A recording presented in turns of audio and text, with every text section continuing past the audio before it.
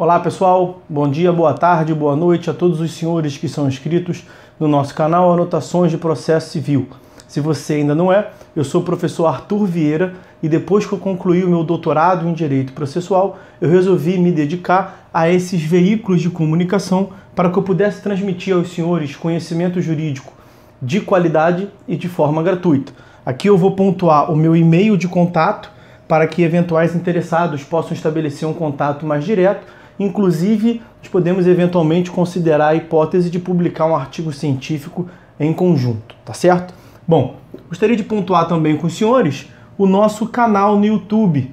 Se você ainda não é inscrito, basta clicar no ícone do livro que fica no canto inferior do vídeo para que você se inscreva. Sugiro também que você clique no ícone do sininho para que você possa ativar as notificações dos vídeos que são constantemente disponibilizados por aqui. Gostaria de apresentar também aos senhores a nossa plataforma acadêmica arturvieiracursos.com.br, arturvieiracursos.com.br, onde os senhores encontrarão cursos online de modo gratuito, inclusive com a emissão de certificado válido em todo o território nacional, tá certo? Então, após a pausa, nós vamos tratar do vídeo de hoje. Então, meus amigos, nós vamos, no vídeo de hoje, prosseguir a análise dos pressupostos processuais. Eu lembro que no vídeo anterior, nós já havíamos tratado sobre noções gerais. Nós já superamos a análise das noções gerais sobre os pressupostos processuais, isso já foi visto. Nós vamos hoje aprofundar a análise dos pressupostos processuais de existência e validade, para que em outro vídeo nós possamos tratar dos pressupostos processuais negativos. Mas isso vai ficar para um outro vídeo. Aliás, é muito provável que mesmo os pressupostos processuais de existência e validade nós não consigamos falar de todos eles. Só lembrar aos senhores que os pressupostos processuais de existência e validade são juízo investido de jurisdição,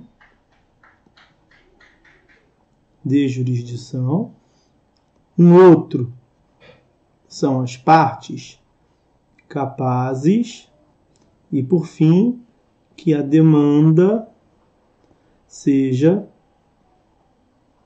regularmente formulada. Demanda regularmente formulada, vamos, portanto, tratar de cada um deles. O primeiro é o juízo investido de jurisdição. Juízo investido de jurisdição. Para que o processo exista, é necessário que haja um juízo. Então, pressuposto processual de existência, que haja um juízo. Veja, o que significa juízo? Juízo é o órgão. Juízo é o órgão jurisdicional. O órgão jurisdicional. Juízo não se confunde com a figura do juiz. Juiz é uma pessoa natural, aprovado por concurso público e investido para exercer uma função, a atividade jurisdicional. O juízo é um órgão do Estado, o órgão jurisdicional. Para que o processo exista, pressuposto de existência, ele tem que se desenvolver perante um juízo. Então, se você tem alguma celeuma com o Estado, alguma inscrição na dívida ativa, por exemplo, você quer discutir isso perante a Secretaria Municipal de Fazenda, e abre lá um requerimento que dá ensejo à abertura de um processo administrativo fiscal. Aquilo é um processo jurisdicional? Não. Por que isso não é um processo? Porque não tem o pressuposto de existência do processo jurisdicional. Por quê? O nome já diz, é um processo administrativo aqui. Porque aquilo não está tramitando perante um juízo, um órgão jurisdicional. Está tramitando perante a Secretaria Municipal. Imagine que você é um aluno matriculado, ou se você é usuário de um curso qualquer, você acha que foi prejudicado na sua matrícula lá, ou tem alguma divergência cadastral, você vai na secretaria e abre um requerimento. Aquele requerimento da Ensejam tem um trâmite lá administrativo qualquer. Aquilo é um processo? Claro que não. Às vezes até recebe um nome de processo administrativo. Mas é um processo, como o nome diz, administrativo. Por que não é um processo judicial? Um processo que tramita perante o Poder Judiciário.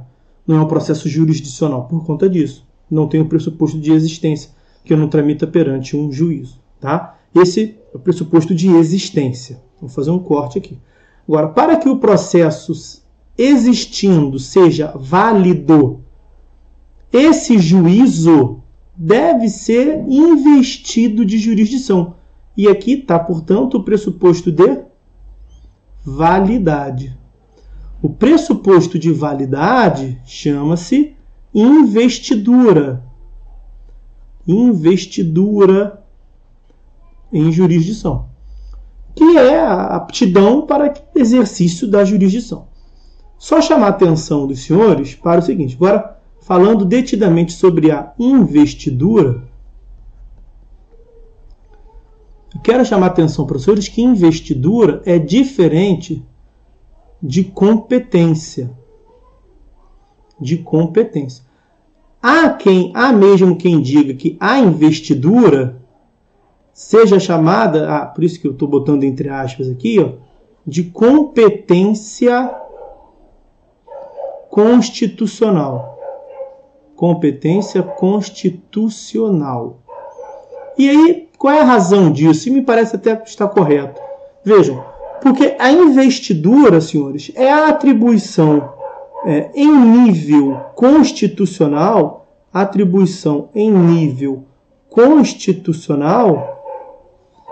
justamente para o exercício da função jurisdicional.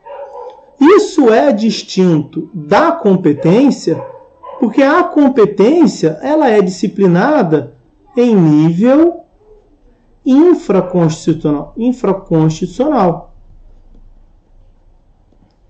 Então, é uma distinção aqui de investidura e competência de grau, né? Então, investidura é vamos dizer assim, entre aspas, uma supercompetência. Uma competência prevista a nível constitucional. Quando você desrespeita uma norma de investidura, é claro que há aí uma consequência mais danosa para o sistema como um todo, certo? Então, é claro que isso, para o processo também, há de ter uma consequência mais relevante. E é o que nós veremos, agora. Tá? Então, vamos lá. A investidura, para fins processuais, vou voltar aqui. Meu pai. Pronto. A investidura, como eu lhes dizia, ela está prevista na Constituição, em norma constitucional. E é aquela delimitação do que é comumente chamada, vai aqui entre aspas também, porque não é lá muito técnico, das justiças especiais. Então, vocês vão encontrar no texto constitucional, por exemplo, a Justiça do Trabalho, lá no artigo 114. Veja, a própria Constituição diz da competência da Justiça do Trabalho. Então, veja, É uma competência constitucional, por isso alguns afirmam ser competência constitucional. Então, quando que a Justiça do Trabalho pode exercer jurisdição? Nas causas elencadas no artigo 114. Justiça Federal, um outro exemplo. Não vou tratar de Justiça Federal depois. Justiça Eleitoral. Deixa a Federal para depois. Justiça Eleitoral. Justiça Eleitoral está mencionada no artigo 121 da Constituição Federal, que deve ser combinada com a Lei 4737 de 65, que é o Código Eleitoral. O artigo 121 remete à competência e à disciplina de uma lei complementar. Só que o Código Eleitoral, a Lei 4.737 de 65, foi recepcionada com força de lei complementar. Justiça Militar. Continuar aqui a análise da investidura.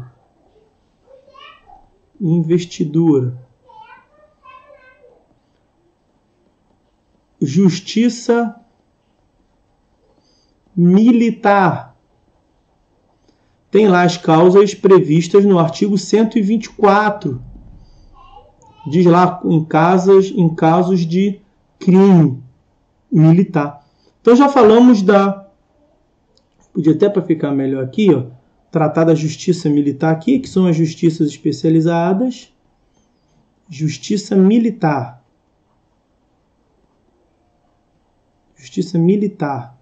Horrível esse militar. Justiça Militar. Artigo 124 da Constituição Federal. E aí no próximo quadro, a gente trata aqui, H com a borracha, a gente trata aqui do que se chama Justiça Comum. E aí vamos tratar agora da Justiça Comum. E a Justiça Comum se subdivide na Justiça Federal e na Justiça Estadual. E a Justiça Federal tem lá a hipótese prevista no artigo 109. Compete à Justiça Federal, tem lá também, perto do artigo 109, a competência do TRF, do Tribunal Regional Federal. E a Justiça Estadual, nos artigos 125 e 126 da Constituição Federal. Só destacar com os senhores que a Justiça Estadual ela tem o que se chama de competência residual. Competência residual. O que significa falar em competência residual? Vai para a Justiça Estadual tudo aquilo que não for de competência da Justiça Especial nem da Justiça Federal. A Justiça Federal não é uma justiça especial, está aqui dizendo. É a Justiça Comum. Então, vai para a Justiça Estadual, que possui competência residual, aquilo que não for da Justiça Trabalhista, nem for da Justiça Militar, nem for da Justiça Eleitoral e também não for da Justiça Federal. Não sendo de nenhuma dessas espécies de justiça, vai para a Justiça Estadual. Daí falar que ela tem competência residual. Então, meus amigos, o primeiro dos pressupostos primeiro pressuposto processual, como eu lhes dizia, é o juízo investido de jurisdição. E eu volto a lhes dizer, isto é distinto da competência, de juízo incompetente. É importante aqui chamar a atenção por quê? Por que é muito interessante tratar disso? Porque há uma premissa básica na análise dos pressupostos processuais. Que para mim só faz sentido falar em pressuposto processual quando a análise do pressuposto processual for te conduzir à extinção do processo. Eu vou tratar disso aqui adiante para o senhor, depois a gente volta nesse quadro. Vejam comigo aqui. Vejam, nós temos as condições da ação. As condições da ação. Nós temos os pressupostos processuais.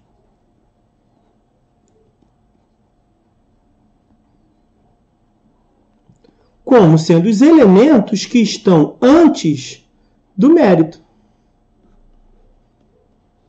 Então, o juiz, ele analisa numa crescente. Ele vai nesta direção, no sentido do mérito. Se ele supera a análise das condições da ação num sentido positivo e passa dos pressupostos processuais também no sentido positivo, aí ele vai analisar o mérito. Mas se uma dessas análises se der de forma negativa, nós vamos incidir no que dispõe o artigo 485 do Código de Processo Civil. Vejam o que dispõe o artigo 485 do CPC.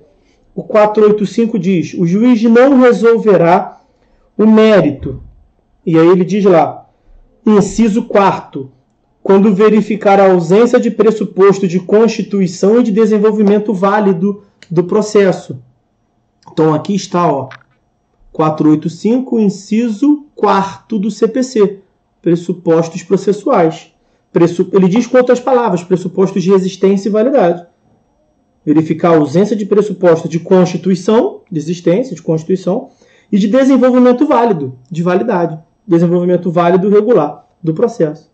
E também no inciso 6º, verificar a ausência de legitimidade ou de interesse processual, que são as condições da ação. Então aqui nós teremos o inciso 6º. Condições da ação, inciso 6º. Pressupostos processuais, inciso 4º. Estando presentes as condições da ação, estando presentes os pressupostos processuais, ele avança ao mérito. Estando ausente as condições da ação, pelo inciso 6º, estando ausentes os pressupostos processuais, pelo inciso 4º, ele extingue o processo, adivinha como? Olha lá, artigo 485. Extinção do processo sem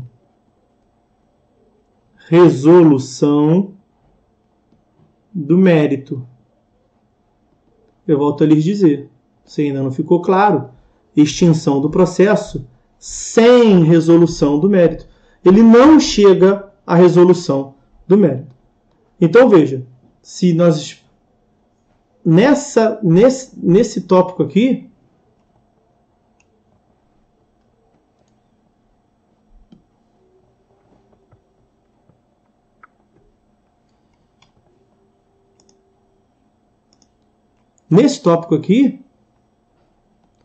quando nós estamos diante do juízo investido de jurisdição, nós estamos diante, portanto, de um pressuposto processual que, uma vez não sendo atingido, vai levar pelo artigo 485, olha aqui, 485, inciso 4º, a extinção do processo sem resolução do mérito. Extinção do processo sem resolução do mérito. Ok? Perfeito? Tá. E por que eu estou falando que isso é distinto de se falar de juízo incompetente? Tem muitos que dizem que o juízo competente é um pressuposto processual. Por que há divergência quanto a isso aqui? Vejam o que consta do artigo 60. Vejam o que consta do artigo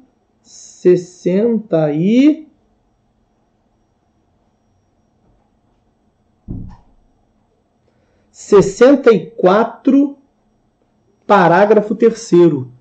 Olha o que consta do artigo 64, parágrafo 3º.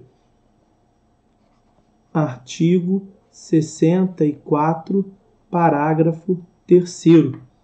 Salvo decisão... Não, mentira. Caso a alegação de incompetência seja acolhida, os autos serão remetidos ao juízo competente. Então, o juízo incompetente não leva à extinção do processo. Não acarreta extinção do processo. Ok? Não acarreta extinção do processo. No entanto, é uma questão que pode gerar um vício processual. Tanto pode gerar um vício processual que é, inclusive, uma hipótese. Vejam também o que consta do artigo 966. Deixa eu confirmar qual é o artigo, o inciso. 966, inciso 2º. Artigo 966, inciso 2º. É uma das hipóteses de ação rescisória. Mas aí não é toda a hipótese de juízo incompetente. Somente a hipótese de incompetência absoluta. Portanto, nesse sentido, meus amigos, há uma divergência em sede doutrinária. Então, portanto, há uma divergência em sede doutrinária. E há uma corrente que afirme que o juízo incompetente ele é considerado um pressuposto de validade do processo. Não um pressuposto de existência do processo, mas seria um pressuposto de validade do processo, especialmente por conta disso aqui. Especialmente por conta desse vício que pode acarretar, inclusive, a extinção, que pode acarretar, inclusive, a propositura de uma ação rescisória. Tá certo?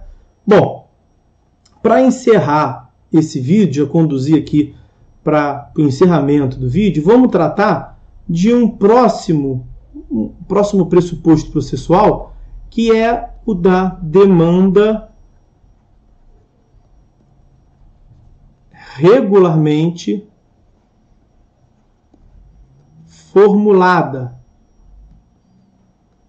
Demanda regularmente formulada é o seguinte: para que o processo exista, né, pressuposto de existência, é necessário que haja uma demanda.